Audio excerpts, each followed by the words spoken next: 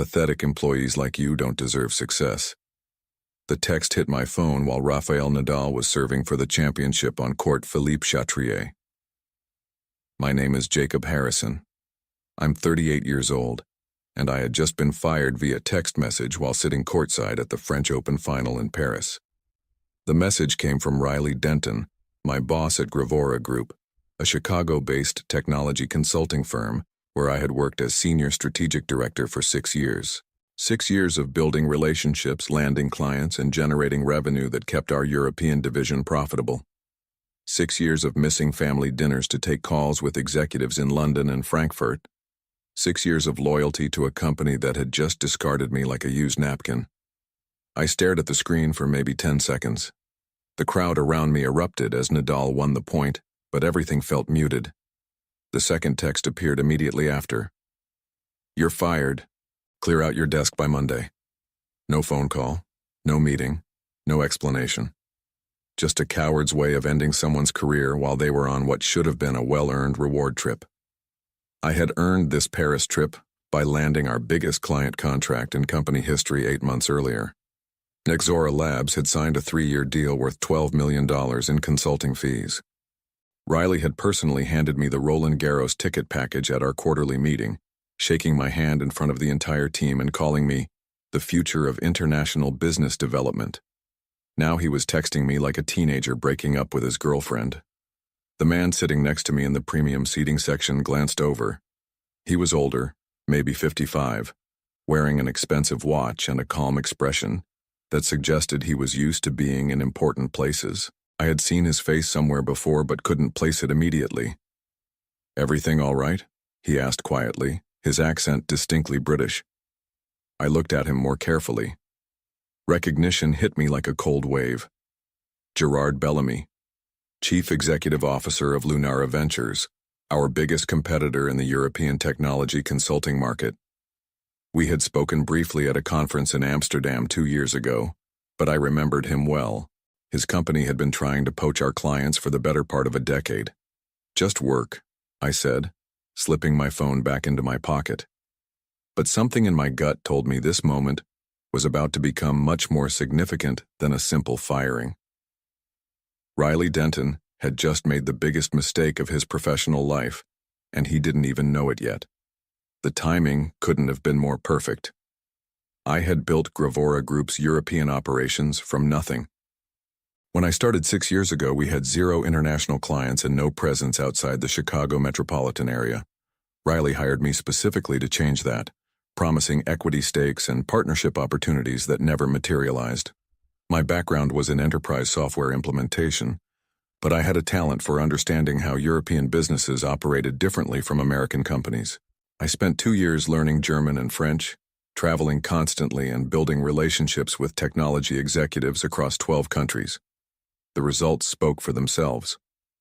In 6 years, I had brought in 43 major clients with a combined contract value of $78 million. Our European division now represented 37% of Gravora Group's total revenue. But Riley had always been threatened by my success. He was the type of executive who demanded credit for every victory while distancing himself from any failure.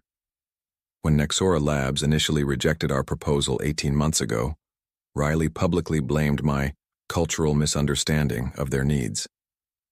When I eventually won them back with a revised strategy, he told the board it was his leadership that made the difference. The warning signs had been building for months. Riley stopped including me in senior leadership meetings. He hired his nephew, Trevor Denton, as Assistant Director of European Relations without consulting me. Trevor had 0 international experience and spoke only English, but he was family. 3 weeks ago, I discovered that Riley had been taking client calls that should have gone through me. When I confronted him about it, he said he was streamlining communications and that I shouldn't worry about matters above my pay grade. My wife, Catherine, had noticed the change in my demeanor. "He's setting you up for something," she said after I told her about the nephew situation.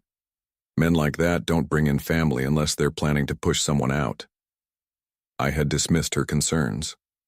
After 6 years of generating revenue and building the European business, I thought my position was secure. I had client relationships that would be impossible to replace quickly, I had institutional knowledge about European markets that Riley needed. I was wrong. What I didn't know was that Trevor had been systematically working to undermine my client relationships.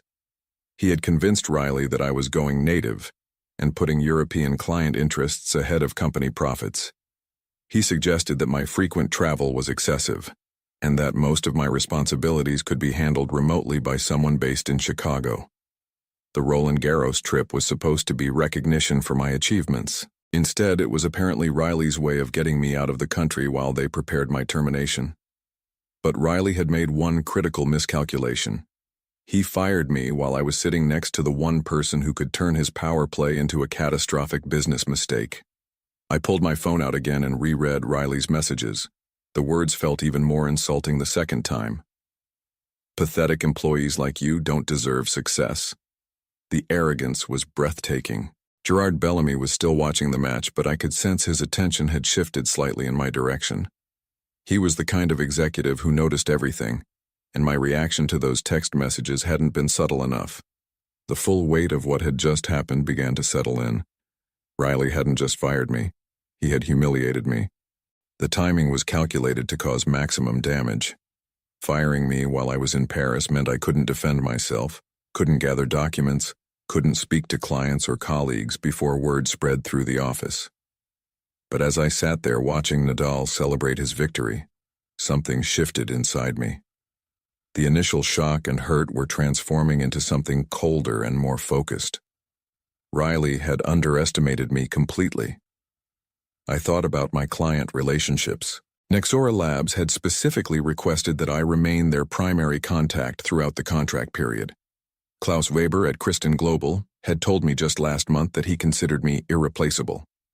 Marie Dubois at Hollowgate Systems had been pushing for a contract extension specifically because she trusted my oversight of their implementation. These weren't just business relationships. They were partnerships built on 6 years of trust, competence, and cultural understanding. Riley seemed to think he could simply inherit them by firing me and installing his nephew. He was about to learn otherwise. I glanced at Gerard Bellamy again. Lunara Ventures had been trying to break into the American consulting market for years, but they lacked the client relationships and cultural knowledge to compete effectively with established firms like Gravora Group. What if they suddenly had access to both? The crowd began filing out as the trophy ceremony concluded. Gerard stood up and stretched, then looked at me directly. "Forgive me for being presumptuous," he said, "but you look like a man who just received some very unpleasant news." I made a decision that would change everything. "Actually," I said, standing up and extending my hand, "I think I just received the best news of my career. I'm Jacob Harrison, formerly of Gravora Group." He smiled and shook my hand. "Gerard Bellamy, Lunara Ventures. And I suspect that formerly is about to become very significant." I pulled out my phone and showed him Riley's messages. Gerard read them twice, his expression growing more interested with each word. "Well," he said finally, "this is quite fortunate timing. Would you be interested in continuing this conversation over dinner? I know an excellent restaurant near the Louvre." The game had just begun, and Riley had no idea he was about to lose everything. By Sunday evening, I was back in Chicago with a job offer from Lunara Ventures that exceeded my wildest expectations. Gerard had made it clear that he wanted me to lead their new American expansion, offering a 30% salary increase and equity stakes that Riley had promised but never delivered. Monday morning arrived with gray skies and the kind of cold that cuts through your jacket. I walked into the Gravora Group offices for what I knew would be the last time. Riley was waiting in the conference room with Trevor and our Human Resources Director, Patricia Wells. "Jacob," Riley said as I entered, his tone artificially cheerful. "How is Paris?" "Educational," I replied, taking a seat across from him. Patricia slid a termination packet across the table. Standard severance, non-compete agreements, return of company property. Nothing generous, but nothing illegal either. "I think you'll find everything in order," Riley said. "We've decided to restructure the European division under Trevor's leadership. Your services are no longer required." Trevor sat there smirking like he had just won a prize. He was 26 years old with an MBA from a second-tier school and precisely zero international business experience. What about my clients? I asked. They're company clients, Riley said. Trevor will be handling all European relationships going forward. I signed the paperwork without argument. Riley looked surprised by my compliance.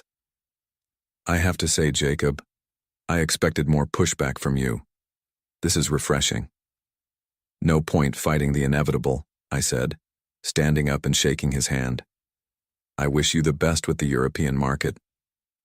What Riley didn't know was that I had spent Sunday making phone calls.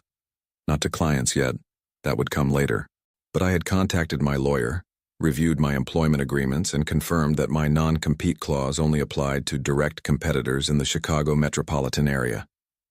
Lunara Ventures was based in London. I cleaned out my desk while Trevor watched from across the office. He made a point of sitting at my old desk and loudly discussing European strategy with anyone who would listen. The performance was pathetic, but I let him have his moment. By Tuesday morning, the real damage began. Klaus Weber from Kristen Global called the main office asking to speak with me about a contract modification.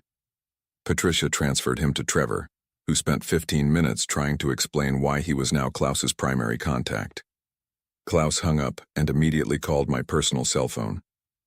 Jacob, what is happening at your company? This young man knows nothing about our agreement. There have been some changes in management, I told him. I can't discuss specifics right now, but I'll be in touch soon. Similar calls came from 3 other clients that week. Marie Dubois was particularly direct. If you are no longer with Gravora Group, we need to discuss our contract immediately. Riley began to panic by Thursday. He called my cell phone 6 times, leaving increasingly desperate voicemails about misunderstandings and rash decisions. Trevor had apparently managed to offend 2 clients and completely bungle a conference call with a potential new account. The breaking point came Friday morning, when Nexora Labs sent a formal letter requesting termination of their $12 million contract due to material changes in account management. Riley showed up at my apartment that evening. This is ridiculous, Jacob. You're destroying relationships out of spite. I'm not destroying anything, I said. I'm simply not available to save you from your nephew's incompetence. What do you want? More money? A better title? I want nothing from you, Riley. You made your choice in Paris. He left looking like a man who had just realized he had made a catastrophic mistake. But it was too late. The damage was done, and I was just getting started. Saturday morning brought a call from Patricia Wells. She sounded exhausted. Jacob, I need to ask you something confidentially. Did you know about Trevor's hiring before it was announced? No. Why? Because I've been reviewing the paperwork and some things don't add up. Riley backdated Trevor's employment to 3 months ago, but his first day was actually 2 weeks ago, and his salary is higher than yours was. This was new information. I had assumed Trevor's hiring was simply nepotism, but Patricia was suggesting something more calculated. What else did you find? Riley's been intercepting your client emails for 6 weeks. He set up a forwarding rule that copied everything to his account, and he's been telling people that you were planning to quit anyway. The picture became clearer. Riley hadn't fired me impulsively. He had been planning this for months, systematically undermining my position while preparing Trevor to take over. The Paris trip wasn't a reward. It was a convenient way to get me out of the country while he completed the transition. Patricia continued. There's more. Riley's been negotiating with a consulting firm in Berlin about acquiring our European client list. He told them you were unreliable and that the company needed professional management of international relationships. Now I understood. Riley wasn't just replacing me with his nephew. He was planning to sell the European division to a German firm and cash out while taking credit for the business I had built. When is this supposed to happen? The preliminary agreement was signed 2 weeks ago. Full transfer is scheduled for next month. Riley had played this perfectly. Fire me, install Trevor as a temporary placeholder, then sell the entire operation to the German firm for a significant profit. Trevor would probably get a bonus and a recommendation letter, while Riley would look like a strategic genius who had successfully monetized the European expansion. There was just one problem with his plan: the clients. European business culture values personal relationships and continuity. Klaus Weber wasn't going to accept some random German consulting firm just because Riley Denton said it was a good idea. Marie Dubois would terminate her contract before working with people she had never met. The Norwegian pharmaceutical company that had been negotiating a new deal would walk away immediately. Riley had calculated the financial value of the client contracts, but he had completely misunderstood what made those relationships valuable in the first place. I called Gerard Bellamy in London. "Gerard, I need to accelerate our timeline. Something significant is happening with Gravora Group's European operations." "What kind of something?" I explained Riley's plan to sell the division to a German firm. Gerard was quiet for a long moment. "That's actually perfect for us," he said finally. "If he's planning to sell, it means he's already given up on managing those relationships himself. And if the clients are unhappy with the transition, they'll be looking for alternatives." "Exactly. How quickly can you start?" "I can be in London by Wednesday." "Excellent. I'll have legal draft your employment agreement. And Jacob?" "Yes?" "Start making a list of every client relationship you can transfer. We're going to turn Riley's master plan into the biggest gift our company has ever received." Riley thought he was playing chess, but he had just handed his opponent every piece on the board. I flew to London on Tuesday night and spent Wednesday morning in Gerard's office finalizing my employment agreement. The terms were better than I had expected. Director of American Operations, significant equity stake, and complete autonomy over client relationships. Gerard had done his homework. Lunara Ventures had been trying to break into the American market for 3 years, but they lacked the relationships and cultural knowledge to compete with established firms. Hiring me solved both problems immediately. "Your timing is remarkable," Gerard said as we reviewed the contract. "We've been building our American infrastructure for months, but we needed someone who understood both markets." By Thursday, I was making calls. Klaus Weber was my first contact. I explained that I had joined Lunara Ventures and would be continuing to support his technology implementation from London. "This is much better," Klaus said. "Lunara Ventures has an excellent reputation in Europe. When can we transfer the contract?" "I'll have our legal team contact you next week." Marie Dubois was equally receptive. She had been frustrated with Trevor's lack of knowledge and was relieved to learn that I would continue managing her account. "Finally, someone who understands our business," she said. "Send me the transfer documents immediately."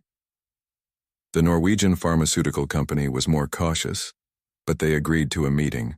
The potential $12 million contract that Riley thought he was selling to the German firm was actually still available. By Friday, I had confirmed transfer agreements with 6 major clients, representing $42 million in contracted revenue. 3 more clients wanted to schedule meetings to discuss moving their accounts. Riley had no idea what was happening.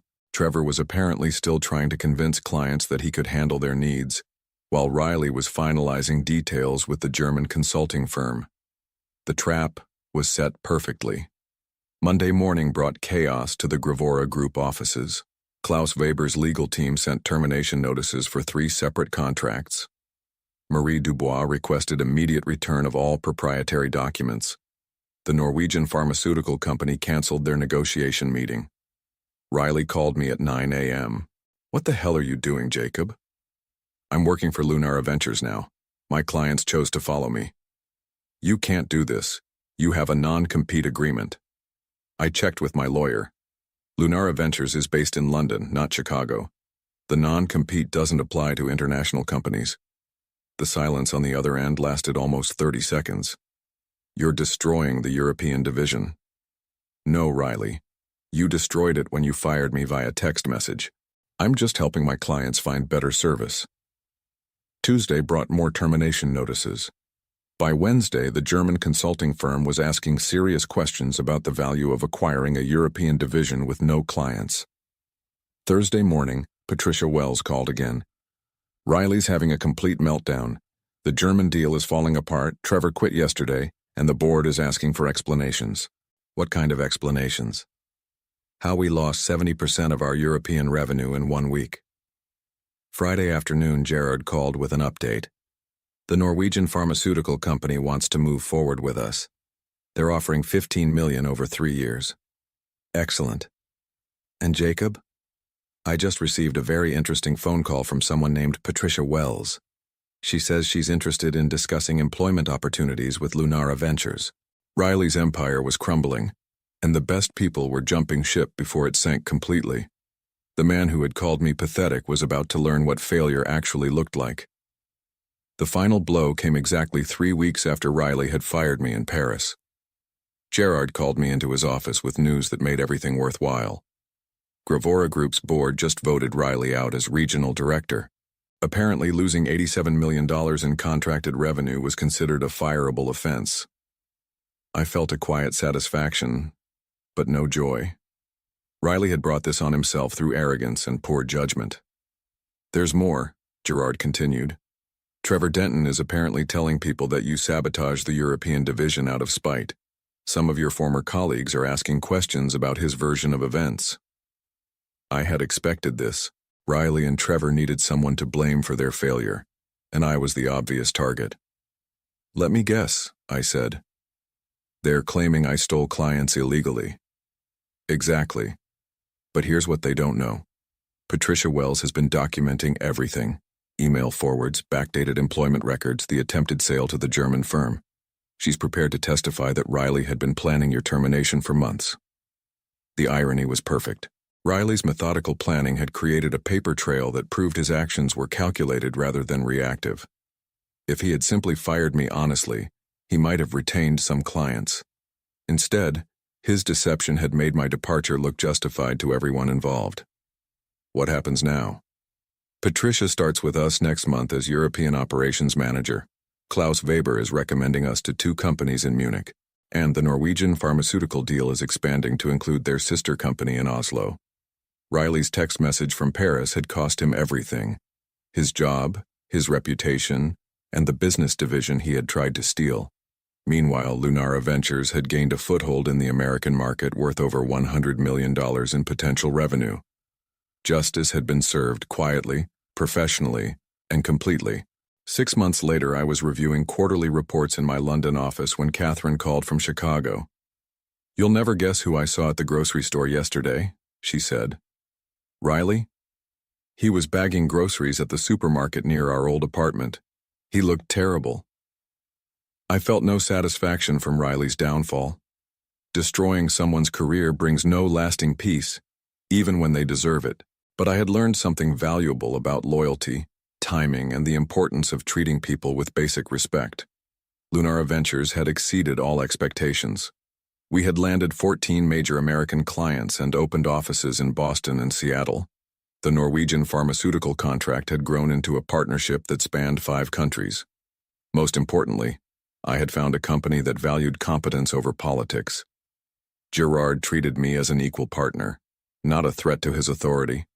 Our success was shared success, not a zero-sum competition. Catherine joined me in London in the spring. We bought a house in Hampstead and started talking about children. For the first time in years, I felt like I was building something permanent rather than just surviving someone else's ambitions. The Roland Garros tournament returned to Paris in June. Gerard gave me tickets again, but this time I watched from the corporate hospitality suite that Lunara Ventures had purchased. Rafael Nadal won his 14th French Open title that day. As he lifted the trophy, I thought about how much my life had changed since the previous year. Sometimes the worst thing that happens to you turns out to be the best thing that could have happened. Riley's text message had set me free, even though that wasn't his intention. I never thanked him for it, but maybe I should have.